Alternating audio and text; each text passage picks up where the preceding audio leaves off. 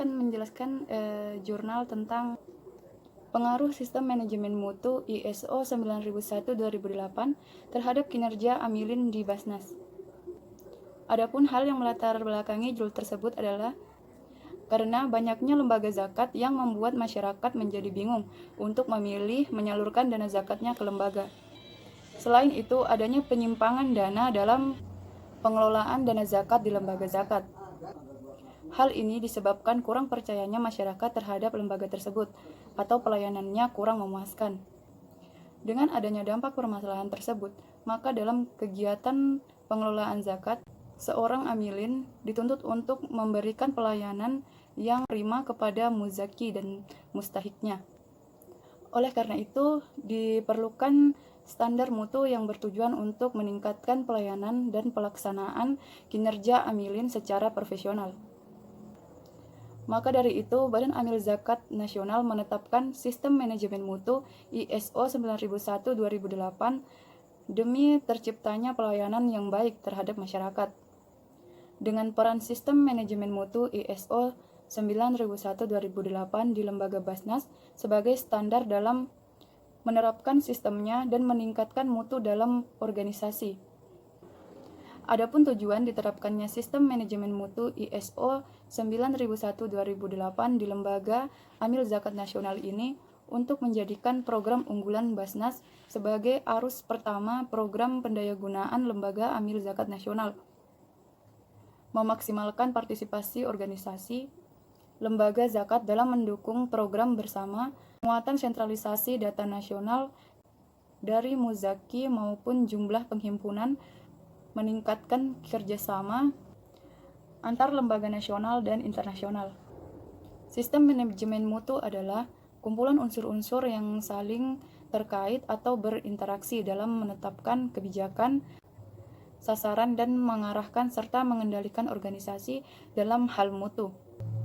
Menurut Garspers, sistem manajemen mutu merupakan sekumpulan prosedur dan praktek-praktek standar untuk manajemen sistem yang memanajemen mutu secara konsisten bertujuan untuk memenuhi kebutuhan pelanggan. Salah satu sistem manajemen mutu yang saat ini sedang berkembang adalah sistem manajemen mutu ISO 9001-2008. ISO 9001 adalah suatu standar internasional yang mengatur sistem manajemen mutu. Adapun tulisan 2008 menunjukkan tahun revisi, maka ISO 9001-2008 adalah sistem manajemen mutu ISO 901 hasil revisi tahun 2008. ISO ini menetapkan persyaratan-persyaratan dan rekomendasi untuk desain dan penilaian dari suatu sistem manajemen mutu.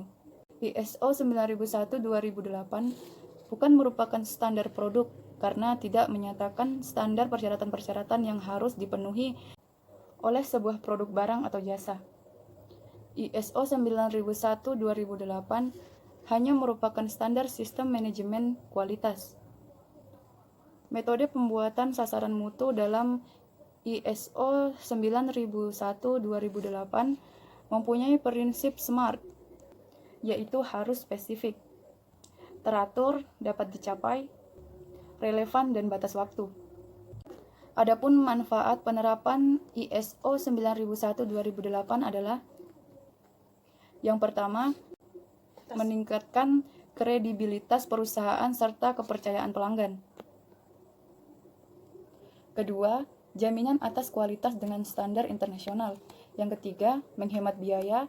Yang keempat, mengoptimalkan kinerja karyawan. Dan yang kelima, meningkatkan image perusahaan. Sedangkan menurut Gasper, manfaat yang akan diperoleh apabila organisasi mengimplementasikan ISO 9001-2008 adalah: yang pertama yaitu meningkatkan kepercayaan dan kepuasan pelanggan melalui jaminan mutu yang terorganisasi dengan baik dan sistematis. Yang kedua, meningkatkan brand image perusahaan serta daya saing dalam memasuki pasar global. Yang ketiga, sebagai sarana pelatihan secara sistematis kepada seluruh karyawan dan manajer organisasi melalui prosedur dan instruksi yang terdefinisi secara baik. Badan Amil Zakat adalah lembaga yang melakukan pengolahan zakat, meliputi kegiatan perencanaan, pelaksanaan, dan pengorganisasian dalam pengumpulan, pendistribusian, dan pendayagunaan zakat. Dalam menjalankan tugasnya, Badan Amil Zakat membentuk susunan organisasi yang terdiri dari badan pelaksana yang bertugas menyelenggarakan pengumpulan, pendistribusian, dan pendayagunaan zakat sesuai dengan ketentuan agama dan tugas lain berkenaan dengan pengelolaan zakat sesuai dengan peraturan perundang-undangan yang berlaku. Yang kedua, Dewan Pertimbangan, di mana Dewan Pertimbangan ini bertugas memberikan pertimbangan berkaitan dengan pelaksanaan pengumpulan, pendistribusian, dan pendayagunaan zakat kepada badan pelaksana. Yang ketiga yaitu Komisi Pengawas, di mana Komisi Pengawas bertugas menyelenggarakan pengawasan atas pelaksanaan pengumpulan, pendistribusian, dan pendayagunaan zakat oleh badan pelaksana.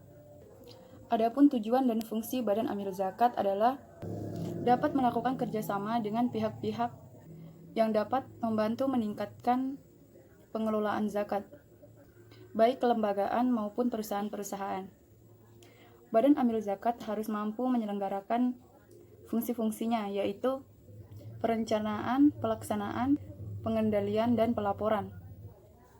Secara umum, tugas yang dilaksanakan oleh pihak manajemen adalah melaksanakan arah dan juga kebijakan umum dari Badan Amil Zakat, dan juga merealisir berbagai rencana yang sudah ditetapkan oleh pihak pengurus.